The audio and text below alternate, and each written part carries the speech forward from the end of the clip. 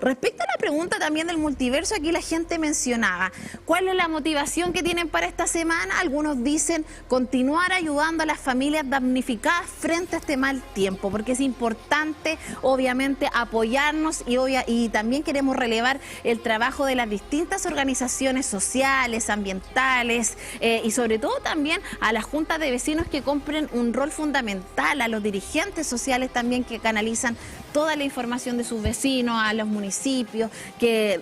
han hecho un trabajo increíble, sobre todo también bomberos, carabineros. Estuvimos también la semana pasada con los jóvenes también de Hualqui que están trabajando en el tema del rescate también de adultos mayores. Entonces hay bastantes cosas que están ocurriendo en la región del Biobío y necesitamos también saber su mirada de lo que está ocurriendo para obviamente ir informando desde lo que está pasando en nuestra región, la región del Biobío. Y cuando hablamos también de medio ambiente, de todo lo que está ocurriendo, el día de hoy vamos a estar conversando respecto del cambio climático y cómo esto ha afectado en las precipitaciones que han sido bastante intensas y en un corto periodo. Y es por eso que el día de hoy queremos conversar con la doctora María Isabel Rivera, investigadora del Centro de Desarrollo Urbano Sustentable de la Universidad de Concepción, que la tenemos vía Zoom. ¿Cómo está, doctora? Doctora, hola, muy buenas tardes. Ahora sí. Primero que todo, agradecerle su tiempo por estar el día de hoy con nosotros y me gustaría que pudiéramos dar contexto a lo que vamos a estar conversando, vinculado a cómo el cambio climático ha afectado que las precipitaciones sean bastante intensas en corto periodo y que esto lamentablemente haya afectado a distintas localidades de la región del Biobío. Sí, bueno, lo que estamos presenciando ahora es una situación bastante particular, producto también de varias anomalías que estamos viviendo. Y una de ellas es el cambio climático, ya que estamos viendo de alguna forma lluvias más intensas en periodos más cortos,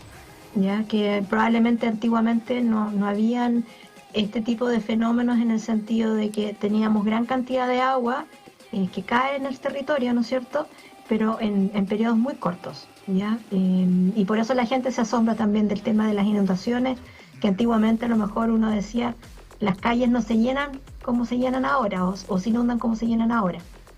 Doctora, y en cuanto a su trayectoria, ¿cierto?, en el Centro de Desarrollo Urbano Sustentable de la Universidad de Concepción, ¿cómo describiría estos eventos meteorológicos también y cómo podemos proteger nuestras cuencas hidrográficas y cómo esto también se relaciona con la salud pública?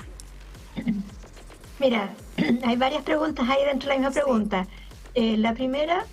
lo que estamos evidenciando es que justamente dado el crecimiento urbano que ha tenido nuestras ciudades, ¿no es cierto?, que ha sido bastante amplio, se ha evidenciado mucha impermeabilización de nuestros terrenos, ya de nuestro suelo. Y eso también contribuye a que el agua que cae, ¿no es cierto?, en estos eventos no tiene la capacidad o el tiempo de poder ser absorbido por los terrenos. Y eso también va de la mano de cómo planificamos nuestras ciudades, ¿no es cierto? Y que en algunas formas nosotros nos hemos quedado un poco atrás desde el punto de vista del diseño urbano, a través de estrategias que puedan permitir filtrar esa agua, ¿ya? Normalmente hemos implementado más estrategias de evacuación del agua lluvia, ¿no es cierto? O que ingresa a sumidero y después que se evacúe. Pero lamentablemente ahora tenemos que ver que también necesitamos tener un abordaje un poco más sustentable de diseño, en el sentido de que necesitamos recargar, por ejemplo, el suelo a través de nuestros humedales. Por ejemplo, Concepción en ese sentido es una ciudad bastante particular que tiene estas capacidades naturales, ¿no es cierto?, por la geografía de nuestra ciudad, que podemos aprovechar, pero lamentablemente no hemos sido buenos gestores de cómo, ¿no es cierto?, abordamos esa estrategia desde el punto de vista del diseño urbano para justamente reducir estos problemas de inundaciones. Y bueno, doctora, y en cuanto a los desafíos que usted nos está comentando, ¿cierto?, ¿qué estrategias desde la política pública deberíamos implementar, ¿cierto?, para, no sé si evitar, pero de alguna forma estar mucho más preparados frente a un sistema frontal como el que vivimos y experimentamos acá en la región del Biobío? Bueno, desde el punto de vista de estrategias, hay un sinfín de estrategias que podemos hacer desde el ámbito de la resiliencia, ¿no es cierto?, de estar mejor preparados, como tú bien decías, Una de ellas es, por ejemplo, a través de los instrumentos de planificación urbana, poder actualizarlos en el sentido de que puedan abarcar más que solamente zonificación de usos de suelo, o también planes seccionales, ¿no es cierto?, donde podamos implementar estrategias de diseño urbano, por ejemplo, para el tema de la administración y todo lo que tiene que ver con el tema de las aguas lluvias, ¿ya? También eso puede incorporarse también con reciclaje de aguas lluvias, dado que tenemos una crisis, ¿no es cierto?, ¿cómo se llama?, de sequía. Es importante poder también no desperdiciar esta agua y que pueda ser almacenada, por ejemplo, para futuro, por ejemplo, cuando tenemos olas de calor en el verano o cuando tenemos más demanda, ¿no es cierto?, de riego. Y eso se puede hacer, se ha hecho en otros países más desarrollados, donde se están implementando estas estrategias, ¿no es cierto?, en las calles, ¿no es cierto?, a nivel subterráneo, de poder justamente no perder esta agua y poder aprovecharla también para otros usos y otros fines. Doctora, y usted lo mencionaba, hablamos de del reciclaje, ¿cierto?, del agua, lluvias, de cómo podemos implementar estrategias que sean efectivas para los distintos territorios,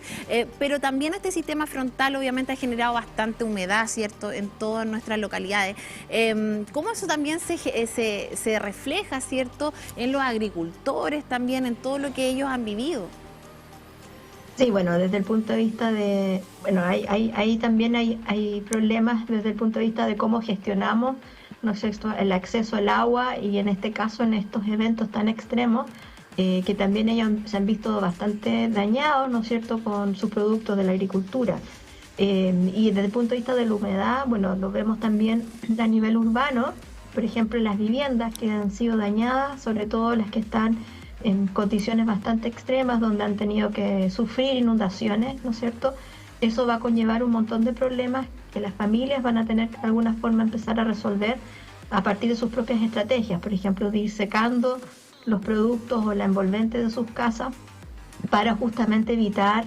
la germinación de hongos o cualquier otro tipo de problemas que pueda hacer, por ejemplo, la estructura misma de la casa, que puede ser altamente dañada, ¿no es cierto?, producto de estas inundaciones y del agua, ¿ya? Entonces viene todo un proceso que es difícil de gestionar ahora porque tenemos más lluvias, ¿no es cierto? Entonces el pronóstico del tiempo tampoco contribuye mucho a cómo poder hacerlo, pero de alguna forma las personas van teniendo ciertas estrategias como secar, mover los muebles, tratar de ventilar, que es lo que más tratamos de pedir a la gente que haga, a pesar de las temperaturas heladas, pero va a ayudar un poco, sobre todo el fin de semana que tuvimos algunos rayitos de sol. Eso va a ayudar justamente a que se pueda de alguna forma secar y no contener esa humedad al interior de nuestros hogares.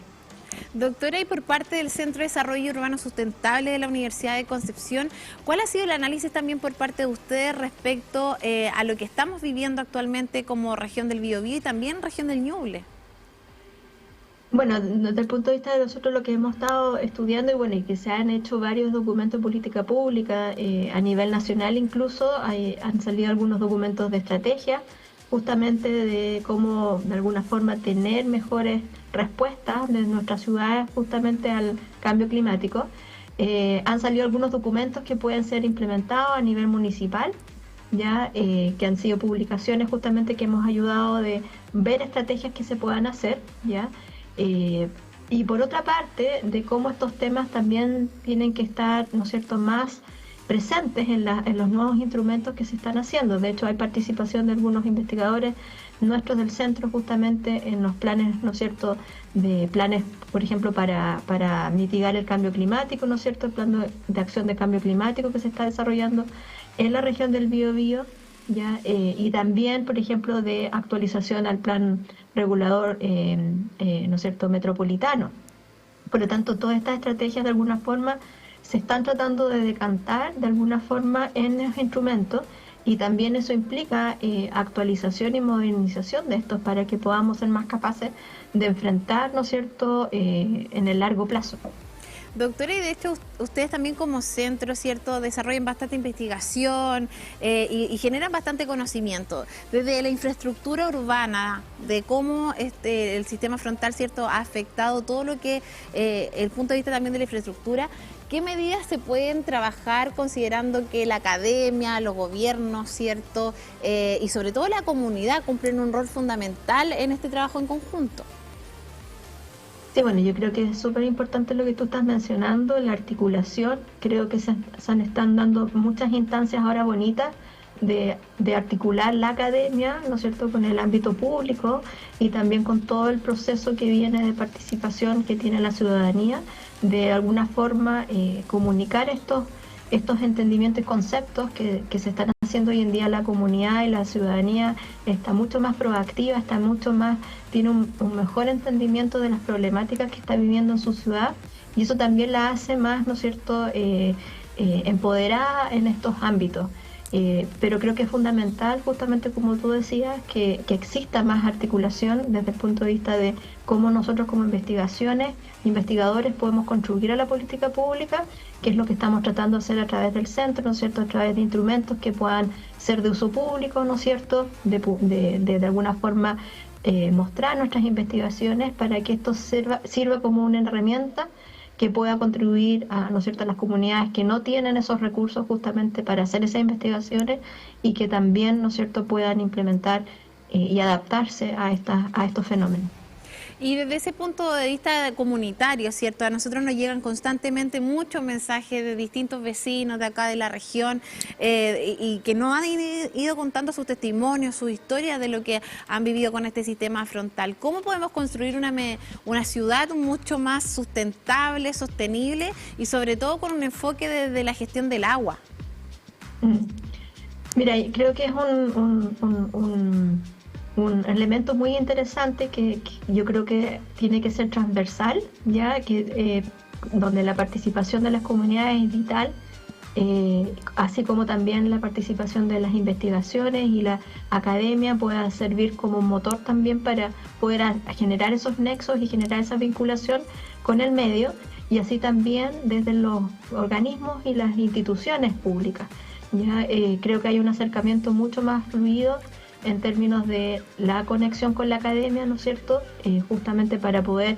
ir viendo y resolviendo estos problemas que muchas veces a nivel público no se pueden resolver porque hay otras prioridades, ya, pero la academia puede servir también como un elemento justamente para poder lograr estas investigaciones, y también con la colaboración de las comunidades. Creo que es súper importante tener la participación de las comunidades en todo este tipo de investigaciones, y creo que eso es clave para la sustentabilidad. Sustentabilidad muchas veces no solamente se refiere como tener parques, ¿no es cierto?, áreas verdes, pero también tenemos que hablar de sustentabilidad social, ¿no es cierto?, de alguna forma educar a las personas, de generar los nexos para que también ellos se sientan parte de estas soluciones, y que de alguna forma sea un conjunto de elementos que sean abordados de una visión mucho más multisectorial, ¿no es cierto?, y una visión mucho más englobada, ¿no es cierto?, mucho más direccional.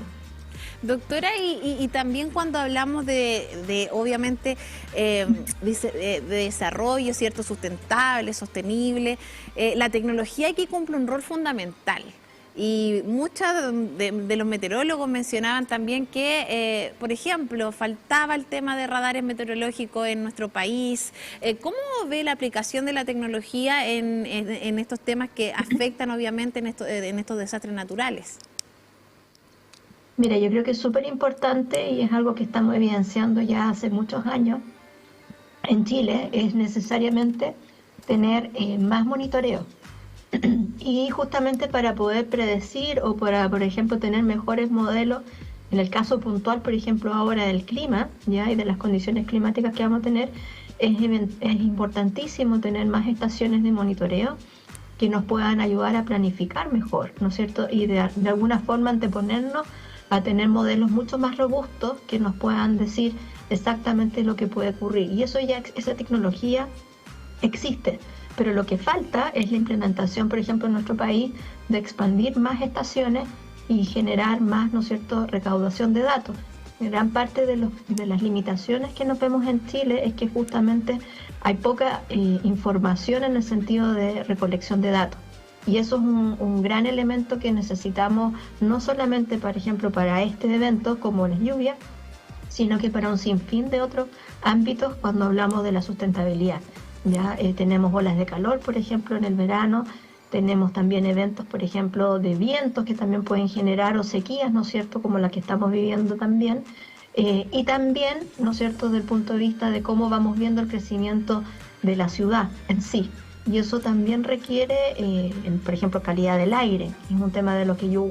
también estudio mucho. Tenemos que ver cómo va fluctuando y cómo van cambiando durante el año y durante los próximos años, ¿no es cierto?, producto de lo que estamos viviendo ahora. Entonces es súper importante el monitoreo, ¿no es cierto?, y la recolección de datos que puedan ayudar no solamente a las investigaciones, pero también a todas las entidades públicas para poder tomar mejores decisiones y planificar. Doctora, de hecho usted lo mencionaba, el tema de la inversión, o sea, aumentar el tema de las estaciones de monitoreo, considerando que Chile es un país rural, ¿cierto? Y que hoy con este sistema frontal muchas comunidades rurales fueron afectadas y aún lo están viviendo, ¿cierto?, los efectos de todo lo que ocurrió. ¿Por qué cree que no se ha implementado tanta inversión, considerando que también somos un país que sufrimos desastres naturales constantemente? Bueno, hay varios factores, ¿ya? Y creo que uno de los más importantes es la inversión que no sé si se hace a nivel de investigación en Chile, que es un porcentaje bastante bajo. Y yo creo que eso tiene que aumentar. También tiene que aumentar la capacidad y la articulación con la industria, ¿ya?, con los privados, para que se pueda hacer más extenso. La gran dificultad que tiene Chile es que es un país muy largo y que tiene una geografía muy extensa, por lo tanto tenemos mucho territorio que cubrir y eso es costoso, ¿ya? Para que podamos tener mejor sistemas de monitoreo es una complejidad, ¿no es cierto?, el hecho de ser un país tan extenso y tan largo, pero para el mismo tiempo requerimos eso para justamente estar mejor preparados y por lo que tú mismo mencionabas, estamos muy expuestos a distintas amenazas, ¿no es cierto?, desde el punto de vista de amenazas naturales, como desastres naturales, ya como lo que estamos viendo ahora, y también amenazas del tipo, ¿no es cierto?, de efectos que puedan generar el cambio climático, como las olas de calor también o las olas de frío. Y desde su punto de vista también y como centro, ¿cuáles creen que son las lecciones que como comunidad, como academia, como gobiernos, organizaciones, debemos aprender de todo lo que ocurrió con este sistema frontal que específicamente se concentró aquí en la región del Biobío, Ñuble, y ahora sigue trasladándose? Sí, mira, nosotros hemos evidenciado y con el gran trabajo que hemos realizado con las comunidades, bueno, el trabajo que existe en Chile es bastante único desde el punto de vista de la colaboración de las comunidades locales. Son muy proactivas y sobre todo vemos un fuerte componente de las mujeres. Las mujeres como tomadoras de decisiones y de organización han sido un pie fundamental en todo este tema de cómo se conlleva, ¿ya? Y cómo reaccionamos justamente a estos eventos. Y esa cohesión que hemos tenido, que hemos llevado por muchos años, ¿no es cierto?, producto de todos los eventos que hemos tenido, que hemos sufrido, ha hecho justamente que exista esta cohesión social, esta colaboración, ¿no es cierto?, de ayudar al que está más necesitado. Creo que es súper importante y lo hemos evidenciado nosotros en nuestras investigaciones con el trabajo que hemos realizado en la comunidad, de la importancia justamente de tener estos grupos, ¿no es cierto?, que estén bien organizados para que pueda de alguna forma llegar la ayuda más pronta, ¿no es cierto?, que no tenga tantas trabas. Y por otro lado, la resiliencia en general de todos nosotros los chilenos, que de alguna forma se vuelve a levantar, ¿no es cierto?, y eso también se ha visto a lo largo de los eventos que hemos vivido. Ahora, lo importante de todo esto, que creo que es fundamental, es también educar a las personas y educarlas en el sentido, porque se ha visto mucho que lamentablemente por necesidades, ¿no es cierto?, de la vivienda y por pocas oportunidades que se han dado, que lo hemos evidenciado hoy en día con la necesidad, ¿no es cierto?, la demanda de vivienda, es que se han visto muchas personas en la necesidad de habitar espacios que no son aptos para residir. Y esos son justamente los lugares que hemos visto hoy en día más expuestos, más, ¿no es cierto?, con mayor daño justamente por este tema de las crecidas de los ríos y también de, ¿no es cierto?, de remoción en masa en los cerros. Entonces creo que ahí hay una necesidad muy grande de poder ver y cómo agilizamos más la política pública para que las soluciones habitacionales de las personas puedan llegar prontamente y no se alarguen, ¿no es cierto?, en muchos años, donde la gente busca sus propios medios para buscar soluciones, que eso es lo que más evidencian estos eventos de este tipo. Doctora, le quiero agradecer el día de hoy por estar con nosotros, por dedicar parte de su tiempo también a entregar esta mirada respecto de lo que tenemos que avanzar en materia de regulación dentro de gestión sostenible de agua, de cuenca hidrográfica y sobre todo también de la importancia de la colaboración tanto del sector privado, público y sobre todo también de la comunidad para avanzar en estas materias. Muchas gracias, doctora. No, muchas gracias a ustedes por la invitación. Y recordamos a ustedes que esta entrevista va a quedar a través del canal de YouTube para que si quiere repetirla o quiere saber también conocer un poco más respecto de estas temáticas, está en